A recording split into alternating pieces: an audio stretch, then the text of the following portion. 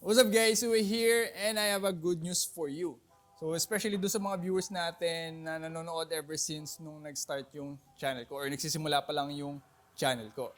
So yun, tulad nung nakikita nyo ngayon, yung Innova nasa likod. So I'm pretty sure may hint na kayo kung ano yung ilalabas natin na content for the next several months. So if ang hula nyo po ay magkakaroon tayo ng Innova content, hindi po kayo nagkakamali, yun yung mga content na ilalabas natin for the next several months. So yes, for the past 2 to 3 years, I've been focused on car camping, off-roading, and overlanding. Kasi I bought my very own or my very first personal car, which is yung HILUX or si Hyro.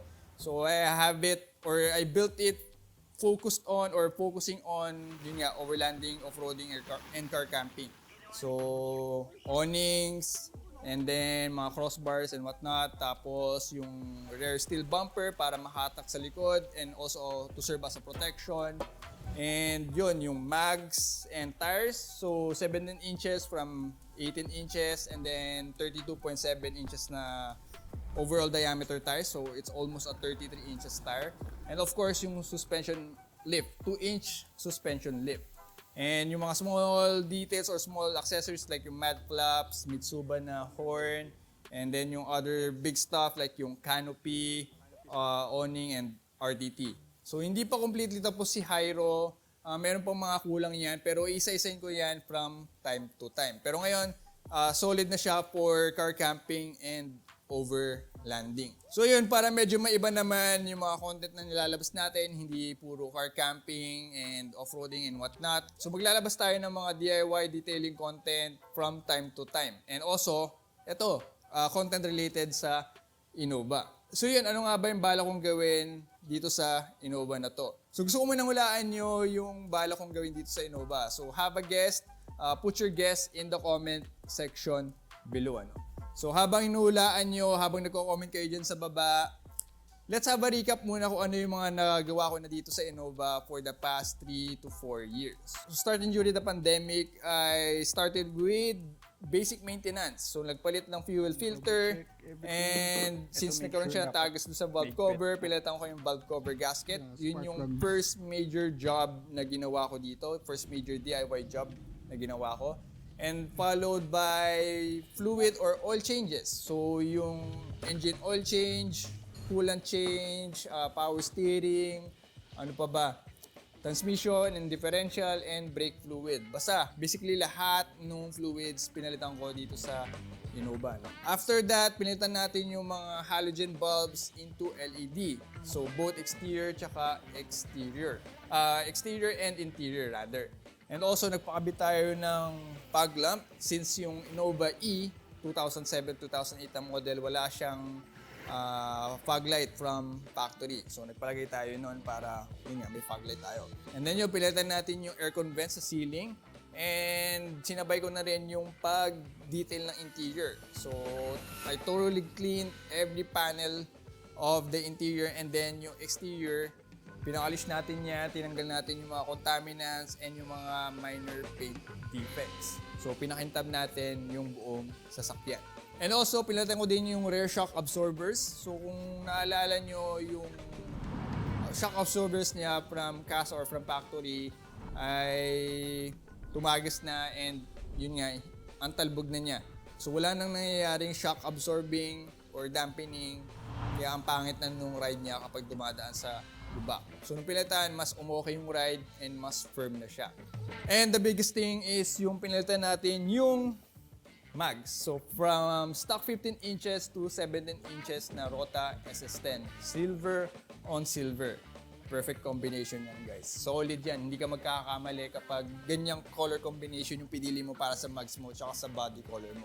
So yeah, yun yung mga nagawa ko dito sa Innova for the past 3 to 4 years. I'm not sure kung meron pa akong nakalimutan but I pretty much think yan na lahat yun. So now, ano na yung main goal ko or main objective para sa Innova?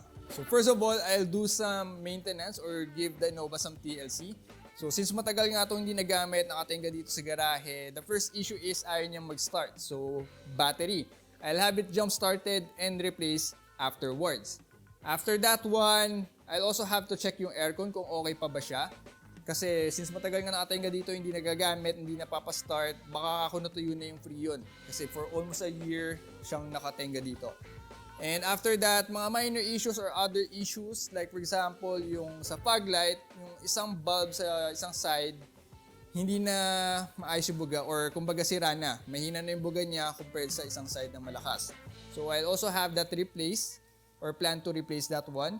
And yung metal to metal contact ng clutch pedal sa pedal stopper. So dati parang pansamantagal lang na solution yung ginawa ko. This time around, I'll have a proper fix to that one.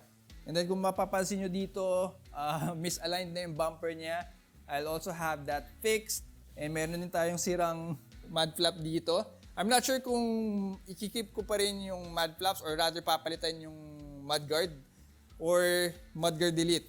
Let me know guys sa comment kung anong mas okay ano.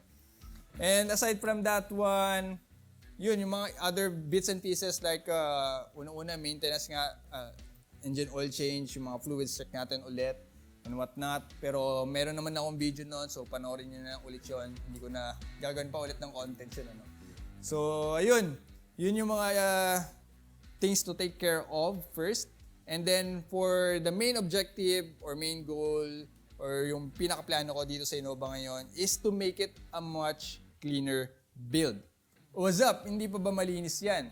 So kapag nagpo-post kasi ako nito or yung mga post ko for the past few months, post ng picture netong Innova, ang usual comments na nakikita ko is ang linis tignan, ang ganda raw ng bags, clean build. So yun yung mga usual na nakukuha kong comments. So I really appreciate yung mga comments nyo guys. Pero yun nga, may mas ililinis pa tong Innova na to. So gusto ko pa siyang gawing mas clean, yung clean na makakapasok siya sa mga grupo tulad ng aesthetic Toyota. So paano ko gagawin na mas clean to, I'll walk you through it.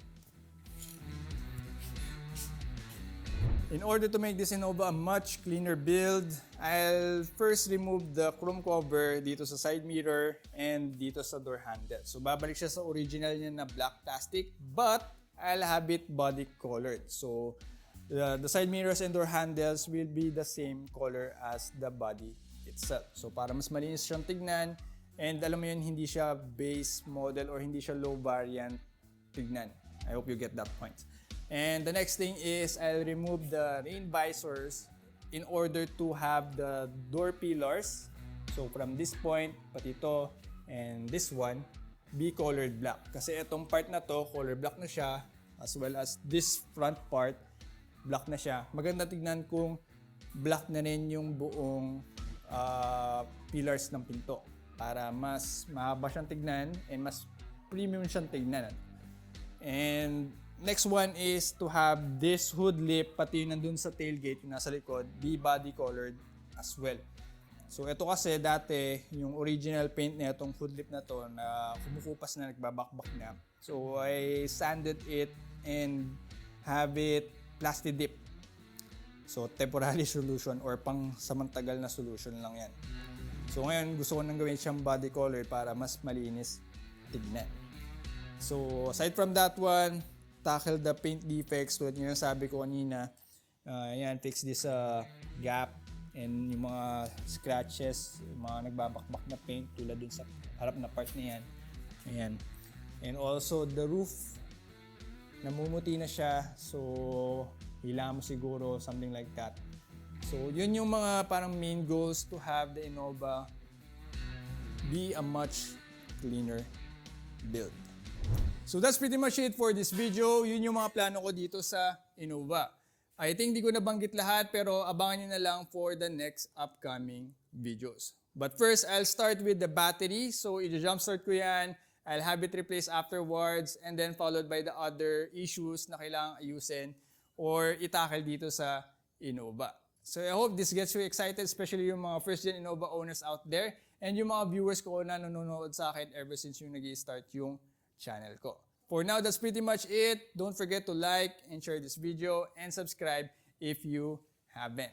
So thanks for watching and see you on the next episode. Bye!